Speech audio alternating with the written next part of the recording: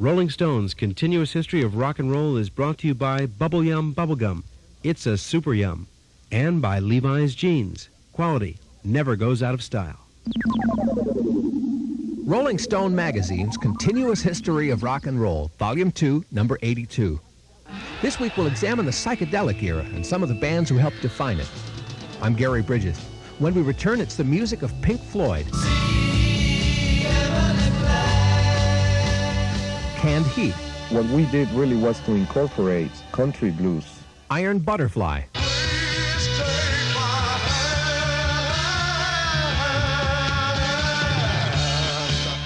The Strawberry Alarm Clock. That band was just one fiasco after another.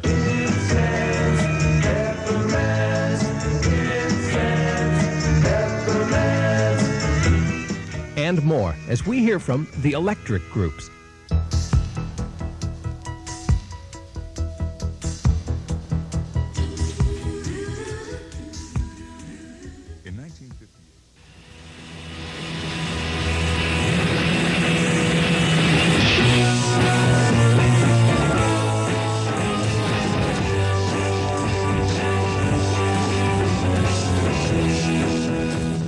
Webster's Unabridged Dictionary defines psychedelic like this: of or causing extreme changes in the conscious mind as hallucinations, delusions, or intensified sensory perception.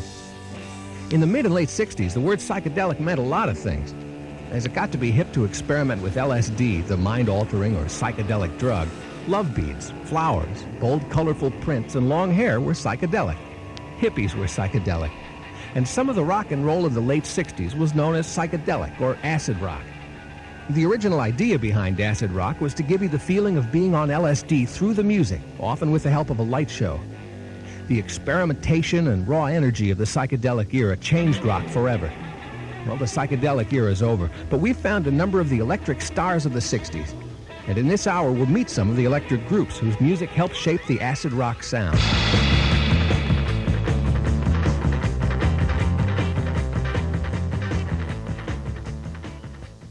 This is Rolling Stone magazine's Continuous History of Rock and Roll, and we're unraveling the story of the electric groups of the psychedelic era. There's a fog upon LA, and my friends have lost their way. Rock and roll in the States gained a lot from the new blood of the British invasion.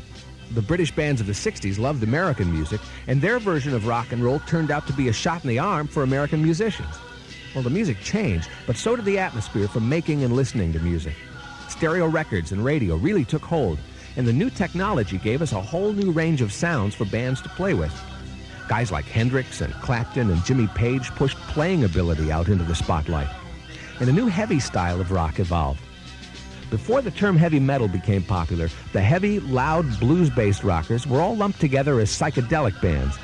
And one of the loudest, heaviest, and most popular, at least for a couple of years, was Iron Butterfly. The band was the brainchild of Doug Ingle. Ingle got an early start in music, and by the time the British invasion hit, he was already playing in local bands in his hometown of San Diego. In 1966, he put together the first Iron Butterfly, which recorded one album. But by the time the album started getting attention, 3 members had split, leaving Ingle and drummer Ron Bushy by themselves. They found Eric Braun to play guitar and Lee Dorman for bass, and the new Iron Butterfly went out on a tour of the States. In 1968, they put out the album In-A-Gadda-Da-Vida with its mammoth, sidelong title track. In-A-Gadda-Da-Vida was a classic, and drummer Ron Bushy told us how the song came about. When Doug wrote the song, it was only like 2 minutes long. He wrote it when it was just he and I, when we were looking for new musicians to get us back going. He stayed home while I went down and cooked pizza at this place to keep us alive. And he drank a gallon of Red Mountain wine, got drunk, and wrote this song. I asked him to play it. He played it. And he was so drunk it came out in In-A-Gadda-Da-Vida, but it was in the Garden of Eden, you see.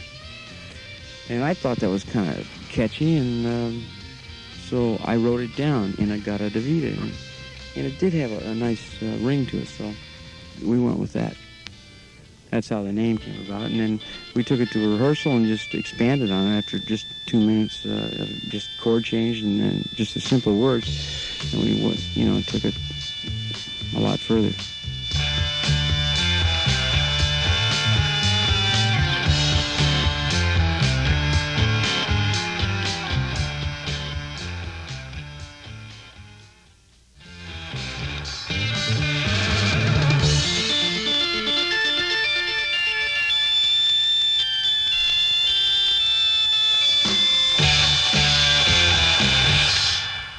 Iron Butterfly, from an album that spent over 2 years on the record charts. Inagata Davida on the continuous history of rock and roll. Rolling Stone magazine's Continuous History of Rock and Roll, Volume 2, number 82. We'll end the week on the electric groups today with Ron Bushy, drummer of Iron Butterfly.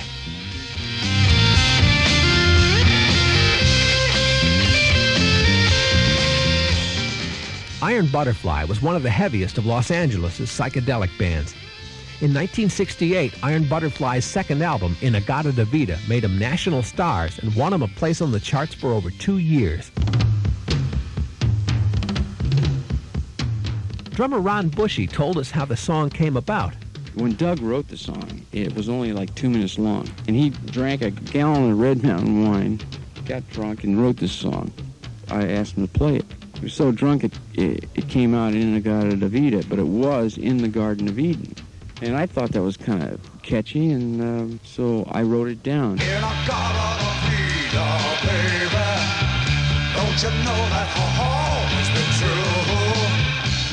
This weekend, we'll expand this look at electric groups to a full hour on the continuous history of rock and roll. I'm Gary Bridges for Rolling Stone magazine.